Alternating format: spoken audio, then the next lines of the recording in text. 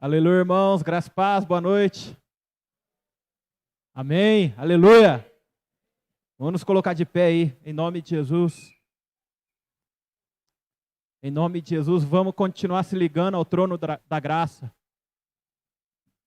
Em nome de Jesus, irmãos, não se distraia nesse momento. Prenda a sua atenção a Ele, em nome de Jesus. Que a sua mente seja voltada a Ele, em nome de Jesus. Nós repreendemos agora todo o mal em nome de Jesus, toda a artimanha de Satanás querendo roubar esse momento em nome de Jesus. Toda a honra, toda a glória seja dada ao nome do nosso Senhor Jesus Cristo. Em nome de Jesus. Amém? Abre sua palavra em 1 Reis, capítulo 18. Em nome de Jesus.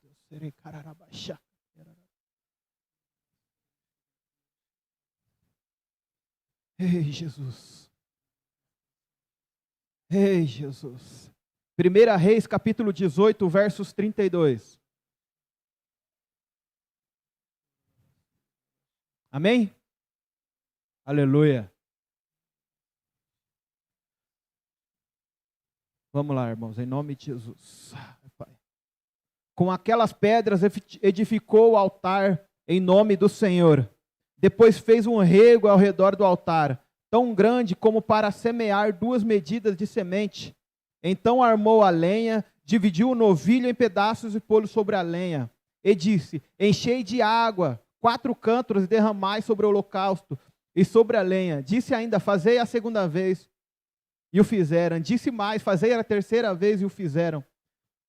A terceira vez, de maneira que a água corria ao redor do altar, e encheu também a água o rego, no devido tempo, para se apresentar a oferta de manjares. Aproximou-se o profeta Elias e disse: ó Senhor, Deus de Abraão, de Isaque e de Israel, fique hoje sabido que tu és Deus em Israel, e que eu sou o seu servo, e que segundo a tua palavra fiz todas essas coisas. Responde-me, Senhor, responde-me, para que este povo saiba que tu, Senhor, és Deus, e que fiz tudo retroceder o coração deles. Então caiu o fogo do Senhor e consumiu o holocausto e a lenha e as pedras, a terra, e ainda lambeu a água que estava no rego. Aleluia, irmãos.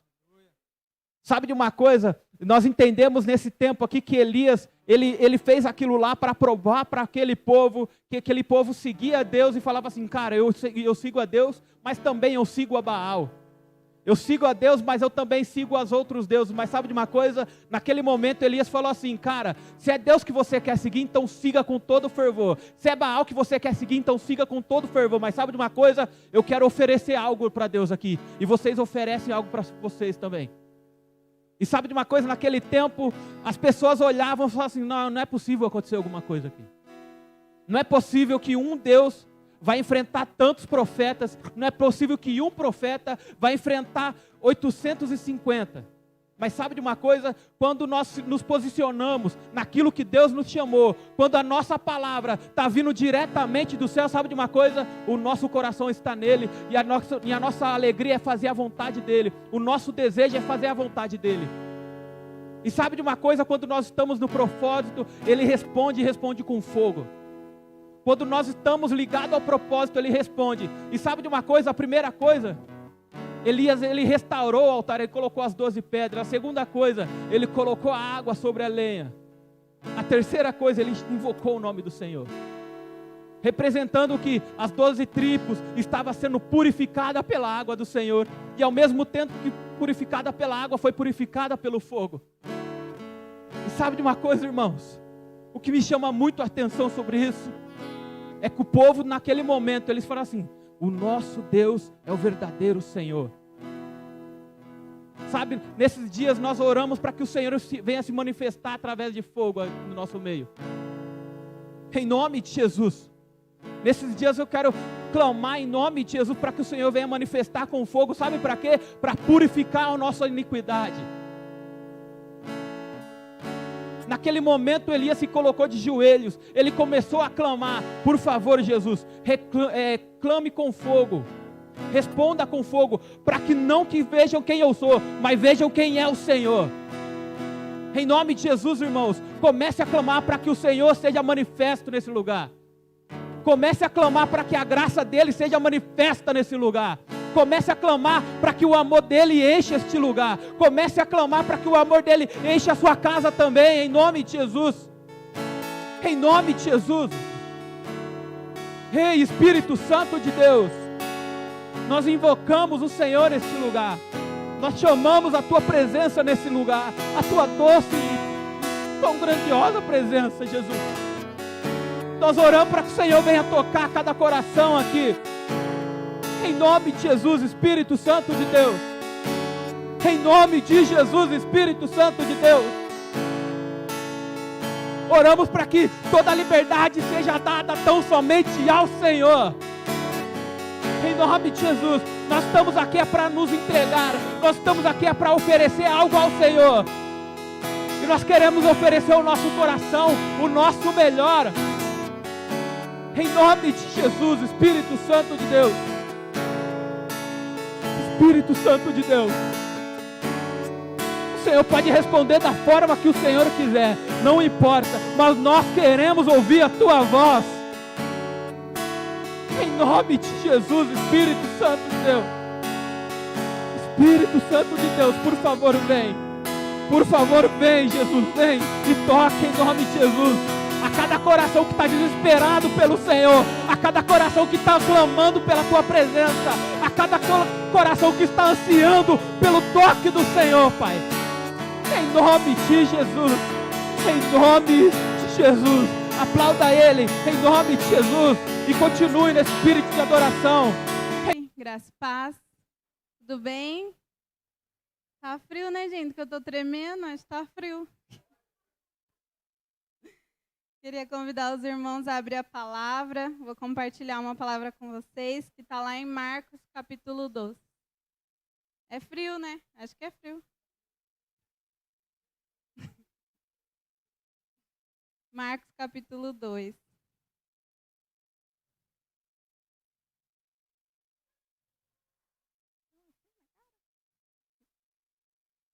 Amém? Eu vou ler até o versículo 12. Queria que vocês acompanhassem. Todo mundo achou? Amém. Diz assim, ó. Marcos, capítulo 2. Do 1 ao 12. Dias depois, entrou Jesus de novo em Cafarnaum.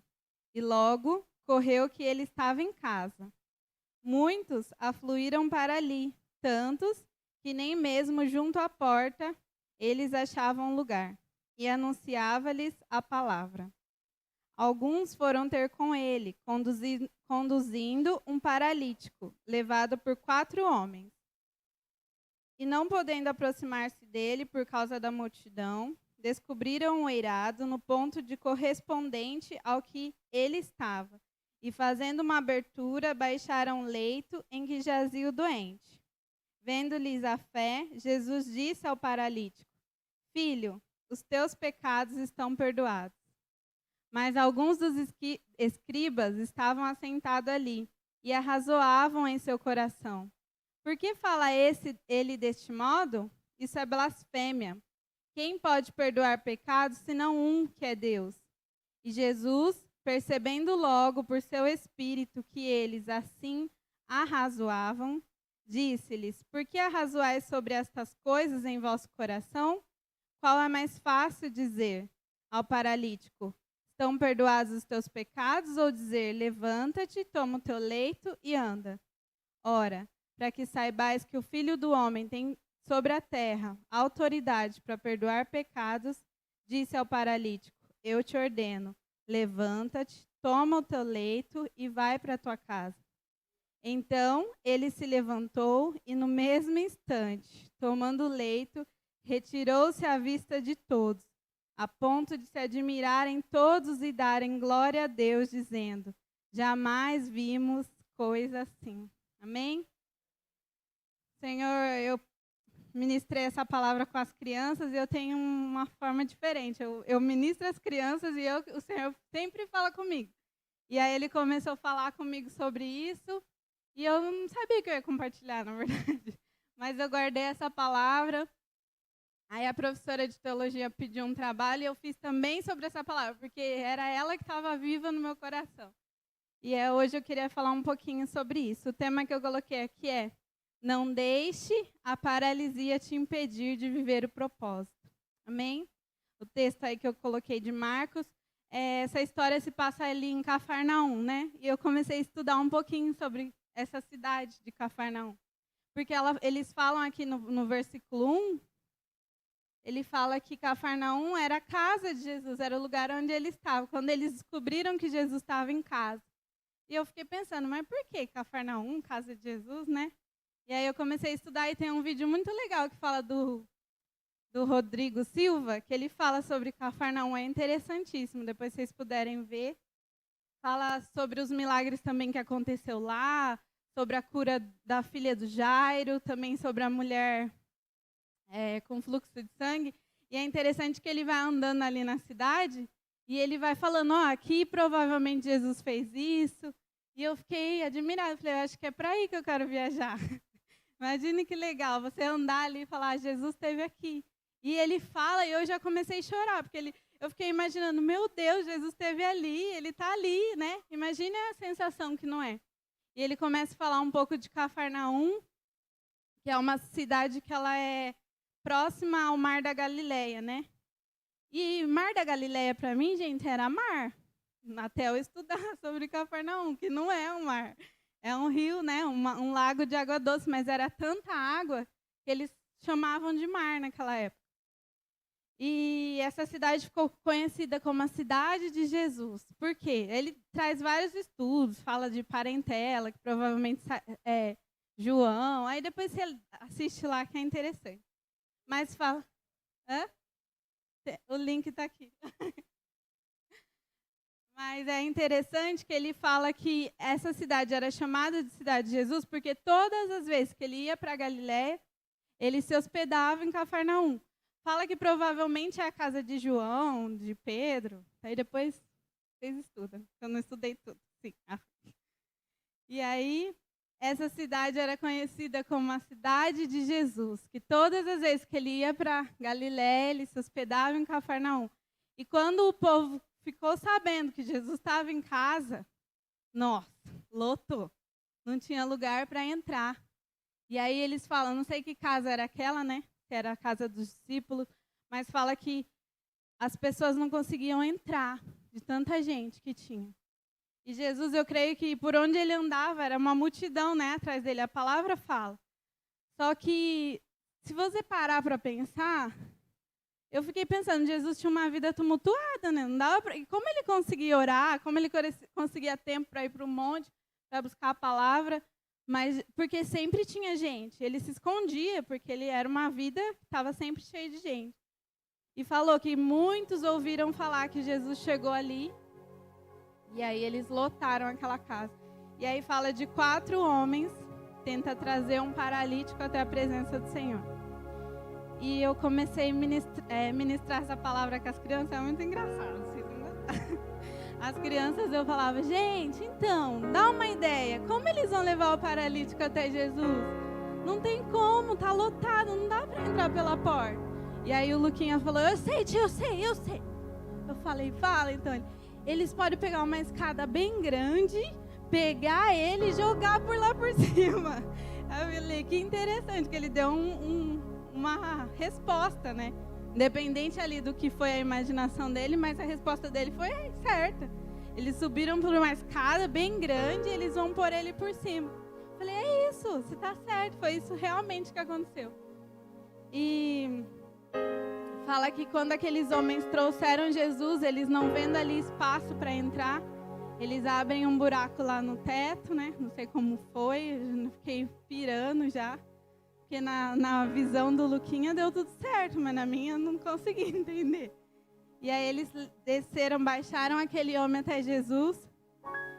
E diz que, né, quando Jesus vê aquele homem, a primeira coisa que ele faz é ele admira a fé daqueles homens. Nem foi o paralítico que chamou a atenção de Jesus naquela hora. Foi, que fé é essa desses 4 homens? que eles trouxeram. E eu comecei a pensar sobre isso.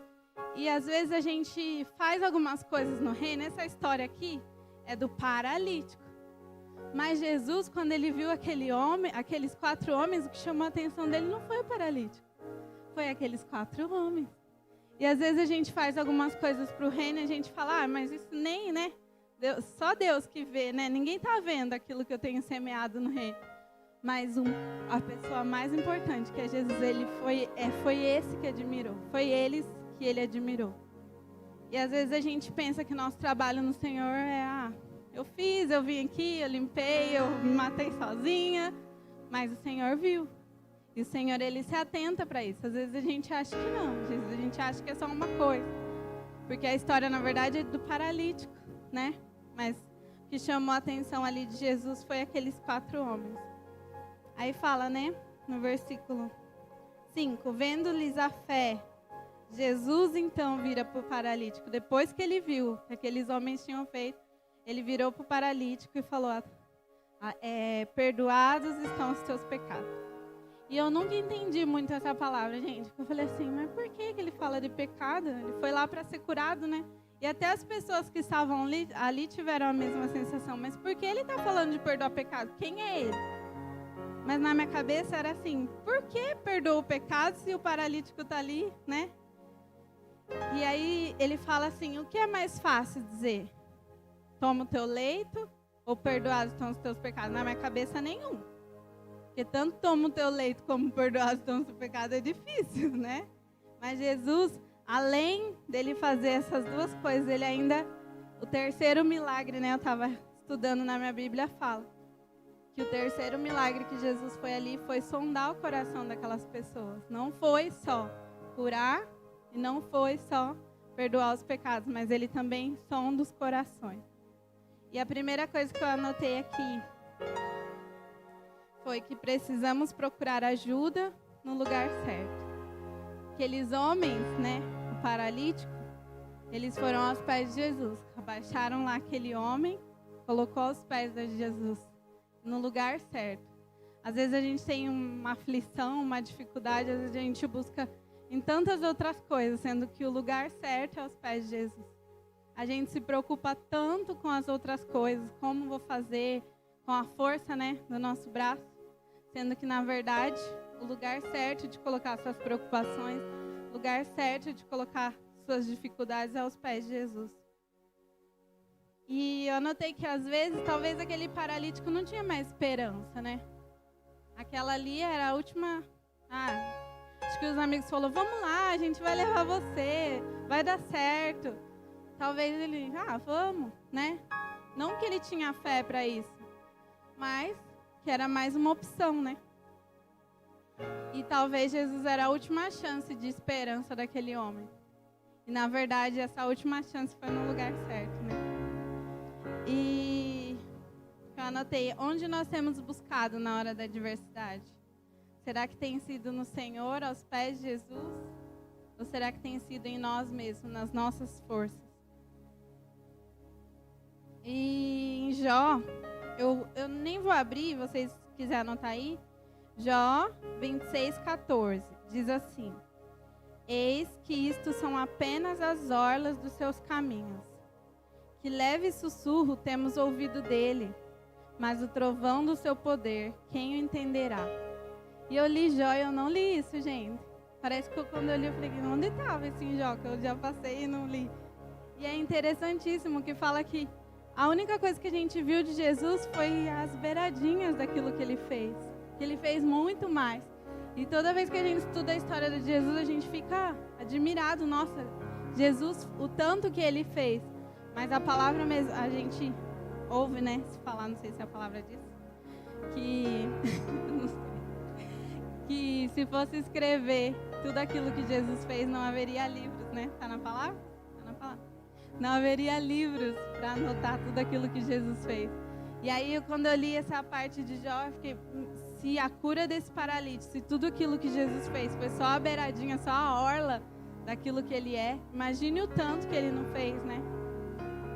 E em Isaías 26:4 também fala assim, confiai no Senhor perpetuamente, porque o Senhor Deus é uma rocha eterna, Então, esse paralítico, a confiança dele talvez não seja, né? A gente não sabe, não fala muito sobre ele.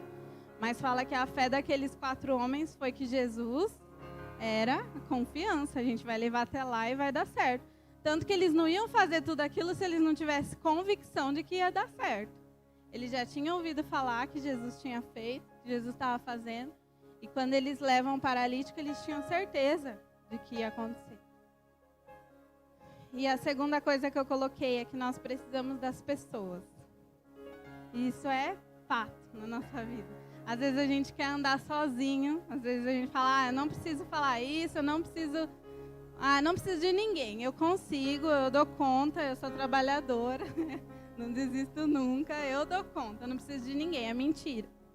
Isso é uma mentira do diabo.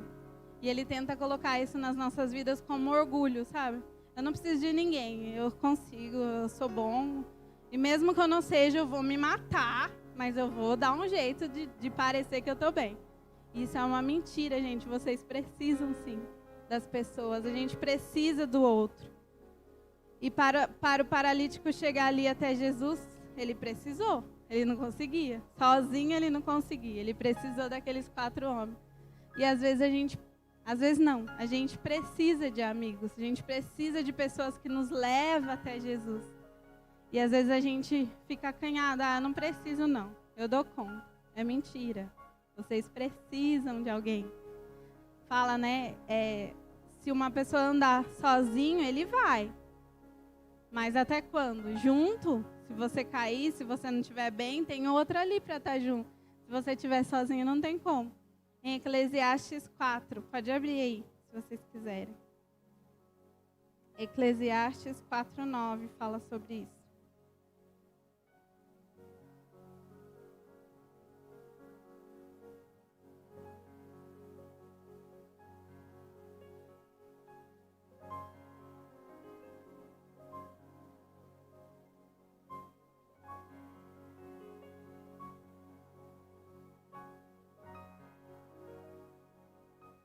Fala assim, melhor é serem 2 do que 1, porque tem melhor paga do seu trabalho. Porque se caírem, um levanta o companheiro. Ai, porém, do que estiver só, pois caindo, não haverá quem o levante. Também, se 2 dormirem juntos, eles se aquentarão. Mas um só, como se aquentará? Se alguém quiser prevalecer contra um, os 2 lhe resistirão. O cordão de 3 dobras não se rebenta com facilidade. E eu anotei aqui, pare de pensar que você pode andar sozinho, que é uma mentira. Às vezes a gente tenta andar sozinho porque é mais fácil. Quando ninguém fala na sua vida, dói menos, né? Eu ando sozinho mesmo, eu dou satisfação para mim. É mais fácil, mas não significa que é o melhor. E quando a gente anda com pessoas, além de andar sozinho, não é com qualquer pessoa, né? Nós precisamos andar com pessoas que nos levem até Jesus. Igual esses 4 homens, eles não levaram paralítico em qualquer lugar. Eles levaram até Jesus. Será que as pessoas que nós temos andado, será que as pessoas que nós temos convivido são pessoas que nos levam para perto do Senhor? Ou são pessoas que têm nos distraído do propósito? Daí tem aí, se vocês quiserem anotar, também não vou abrir, é Provérbios 27, do 5 ao 6. Aqueles 4 amigos fizeram tudo o que estava em seu alcance para ajudar o paralítico. E a terceira coisa que eu anotei aqui é que Jesus quer remover essa paralisia. E às vezes a gente começa a pensar em paralisia, né? O que é paralisia? Eu até coloquei o significado para ficar mais claro. É a perda da capacidade de movimento voluntário.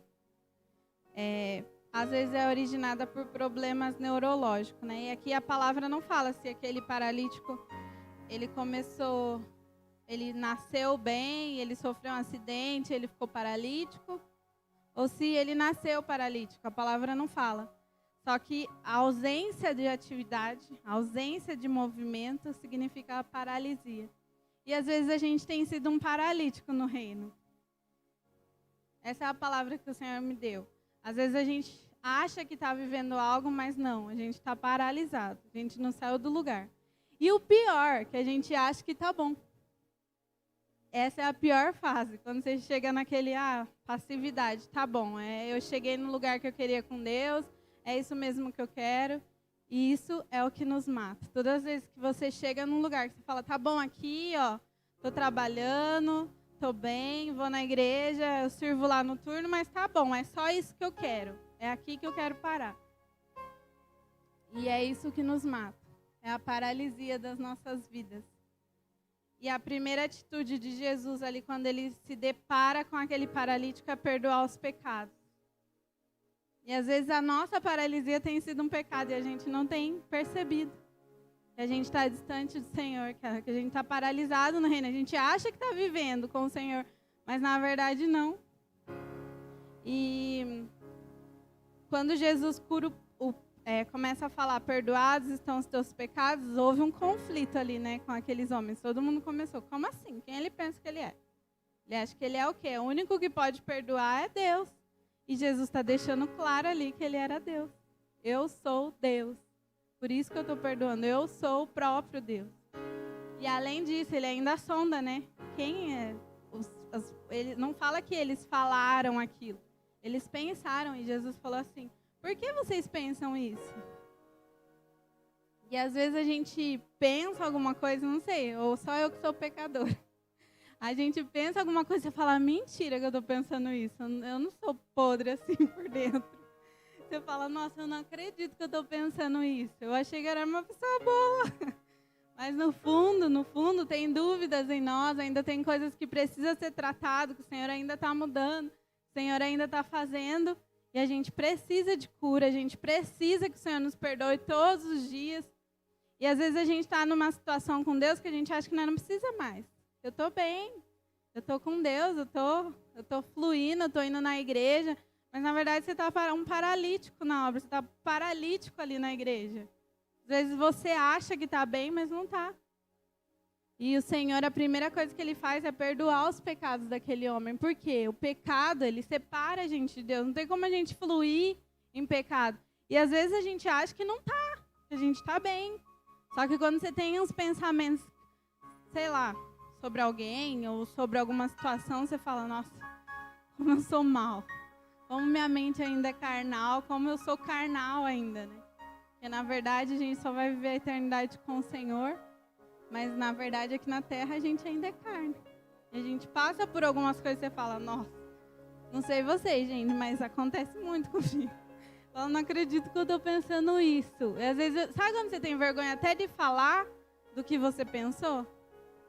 E a gente é assim, a gente é podre, a gente tem a cabeça imunda, às vezes a gente tem algo no coração que revela que há pecado ainda em nós. Só que às vezes a gente acha que não, que a gente está bem. A gente já chegou num ponto com Deus que está bem. E isso é uma mentira. É isso que nos mata. Daí quando Jesus fala, né? Essa era a minha dúvida quando eu li esse versículo. Qual é mais fácil dizer? Perdoados estão os teus pecados? Ou levanta e anda? E para mim, os dois é difícil. Mas para Jesus, quando ele falava... perdoados estão os seus pecados, significava, eu vou ter que ir para a cruz. Para perdoar os pecados, eu vou ter que morrer. Agora, é fácil eu falar, levanta e anda. É o poder de Deus, eu posso fazer, você pode fazer. Mas o único que podia falar, perdoados estão os seus pecados, era aquele que ia para a cruz, era aquele que ia morrer, era aquele que ia levar os nossos pecados. Então, quando ele fala isso, eu creio que já veio na mente dele, né, que ele é onisciente. Já veio na mente dele o sofrimento, a cruz, tudo aquilo que ele ia ter que passar por aquele paralítico, por nós, por mim, por você, pela mulher que antes tinha tocado nas vestes, pela filha de Jairo, por todos. E aí abriu minha mente, é por isso que ele pergunta, porque eu não entendia, para mim, os dois é difícil, nem é fácil dizer. Mas quando ele fala, perdoados estão os teus pecados, ele ia falar, ó, eu vou morrer. Eu sou aquele que vai ser o perdão para você. E tem algumas coisas que nos paralisam. Espera aí, eu pulei uma parte. Eu coloquei, né, que o preço que Jesus pagou para que nós fôssemos perdoados foi enorme, né? E às vezes a gente mede tanto esforços para fazer as coisas para o Senhor no reino e o que Ele deu foi tudo. Às vezes a gente vai dar um pouquinho ali, né, um domingo, ou às vezes a gente vai dar uma semana de turno e é tão pesado. E Ele deu tudo, ele abriu mão de tudo por você. O que é um turno, o que é um domingo, o que é uma semana servindo o seu irmão, servindo aquele que está ali. Porque na verdade é um, mas os outros 3 você fica sendo servido, né? E às vezes é pesado pra gente. Às vezes a gente acha, eu tenho feito muito. Mentira, gente, não é nada. Perto do que Ele fez não é nada. Nada mesmo. E tem coisas que nos paralisam. A primeira coisa que eu coloquei, está escrito... não coloquei o endereço. É o medo. Coloquei só o versículo, vou ler. O medo. Tu te aproximaste quando a ti clamei e dissestes, não tenha medo. E a coisa que paralisa a gente na obra do Senhor, às vezes, é o medo. Às vezes nem é o medo de, por exemplo, eu sou do ministério e eu quero servir, mas eu tenho medo daquilo tomar meu tempo. Às vezes não é. Às vezes é o medo de se frustrar. Porque às vezes a gente já se frustrou. Eu fiz tanto e eu já fiz tanto pela obra, já fiz tanto pela casa do Senhor, às vezes eu já fiz tanto pelas pessoas e eu me frustrei, mas não significa que Jesus te frustrou, né? Alguém te frustrou e acontece. Ninguém é perfeito, sempre alguém vai te frustrar. Bem-vindos ao clube. Todo mundo é imperfeito, sempre vai ter alguém que vai te frustrar e você vai ter que fazer o quê? Perdoar. Que é isso que o Senhor nos manda. Tudo bem, você me frustrou. Não é fácil, mas eu vou perdoar. A gente vai conviver, a gente vai viver junto, porque isso é o reino. E às vezes o medo de nos frustrar nos paralisa. E a segunda coisa que eu coloquei foi a timidez. Eu comecei a ler um estudo sobre isso, de timidez, né? Porque eu falei, antes eu pensava assim, os tímidos não herdarão o reino. Daí eu falei, tô na roça. Porque eu tinha muita vergonha, para mim estar aqui era difícil. Eu tinha muita vergonha de falar. Quando eu fui para a faculdade mesmo, eu tremia para fazer um trabalho, né, lá. A gente passa mal, eu ficava mal o dia inteiro, porque eu ia falar à noite, e era só minha sala, que a gente viveu 4 anos. E aí eu fiquei pensando, nossa, os tímidos não vão herdar o reino, né? E aí eu li um estudo, não sei, né, se realmente é isso, mas ele fala que não significa que aquele que é introvertido não vai entrar no reino. Não é verdade. Os tímidos é aqueles que vão para trás. Quando o Senhor fala, vem, é hora de você fazer, ele... Não dá, para mim não dá. Aquele que retrocede na hora que o Senhor chama. E não é aquele que é introvertido, que não é bom para falar, que não significa isso. Tímido é quando você é covarde, é essa palavra que está tentando. Quando você é covarde diante da situação. O Senhor fala, vai lá e fala para ela. O Senhor, é nítido quando o Senhor quer que você fale com alguém, quer que você ministre uma palavra, ou quer que você somente abrace alguém. É nítido, você sabe que é o Senhor que está falando. E às vezes o Senhor fala, faz isso. E você fala, não, vergonha. Não, o que ela vai pensar de mim? Não, quem sou eu para abraçar ela, né? Tipo assim, ela é pastora, e quem sou eu para ir lá liberar uma palavra sobre ela? E é dessa timidez que o Senhor está falando, da covardia, daquele que retrocede na hora que ele fala. Não é do introvertido, glória a Deus. E o pecado é a terceira coisa que nos paralisa. É aquilo que eu falei, às vezes a gente nem percebe que está vivendo em pecado, às vezes a gente acha que é bom suficientemente. Às vezes a gente nem tem aquela, eu vou ajoelhar hoje, vou pedir perdão pelos meus pecados. E você fica, sobre o que mesmo que eu tenho que pedir perdão? Você nem lembra se você pecou ou não. Porque às vezes nosso coração está tão longe do Senhor que a gente nem consegue ver a sujeira que há nele. Às vezes a gente acha que a gente é bom, que a gente é perfeito. E é mentira, você não é. Você precisa de Jesus todos os dias.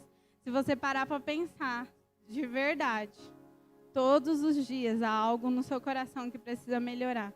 E às vezes a gente vai vivendo anos de cristianismo que você fala, isso eu já domino, isso aqui eu sei fazer, isso aqui eu vou bem, não tem problema com isso. E aí você começa a achar que você está bem, que você é o bom, e não é. Aí quando você começa a pensar, eu estou pensando isso, esse é meu pensamento, aí você fala, nossa, quão longe eu estou do Senhor, quão eu preciso de arrependimento, quão eu preciso de perdão.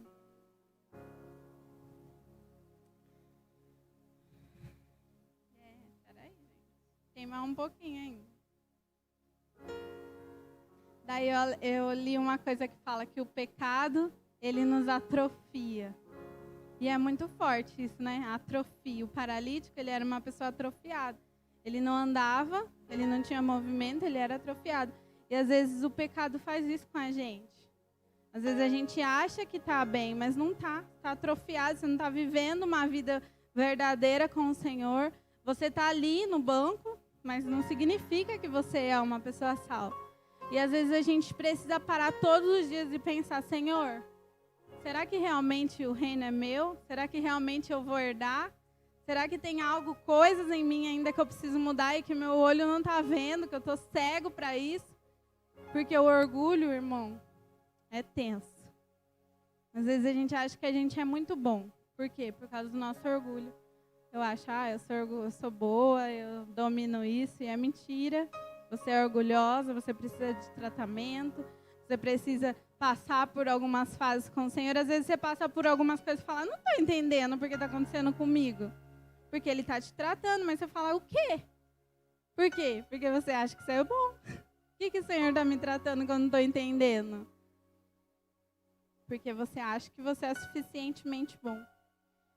E a primeira preocupação de Jesus quando Ele viu aquele paralítico não foi que ele não andava.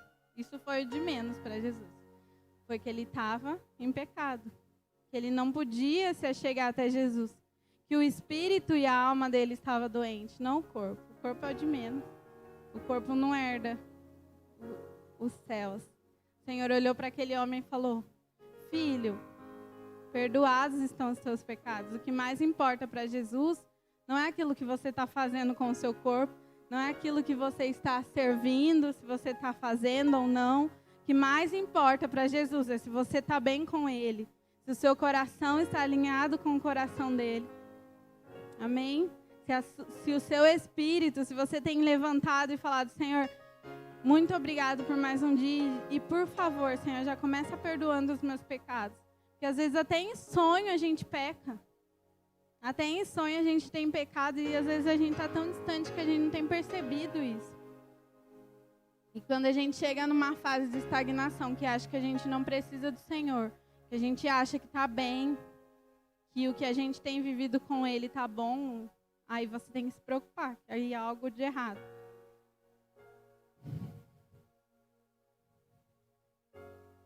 Eu coloquei que Ele nos chamou para coisas grandes.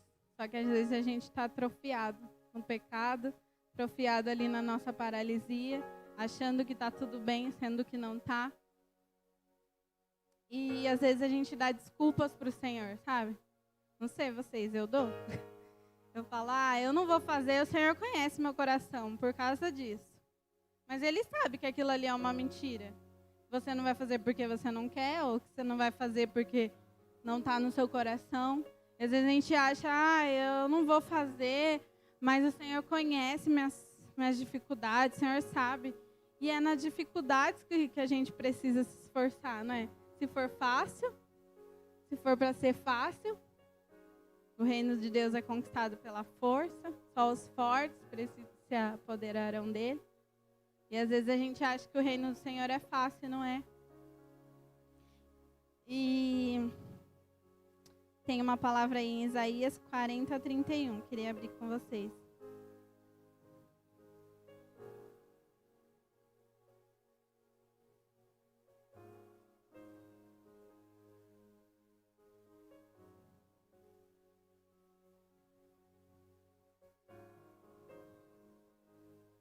Essa é uma palavra para nós que às vezes achamos que a gente está cansado. Mas os que esperam no Senhor renovam as suas forças, sobem como asas como águia, correm e não se cansam, caminham e não se fadigam. Amém? Que essa palavra seja viva no nosso coração. Que eles confiam no Senhor, eles não se cansam. Eu vou conquistar, eu vou fazer, eu vou estar aqui segunda, terça, quarta e quinta, se for necessário, sexta, sábado, domingo, mas eu não vou me cansar, porque isso aqui é nada perto do que Ele me deu.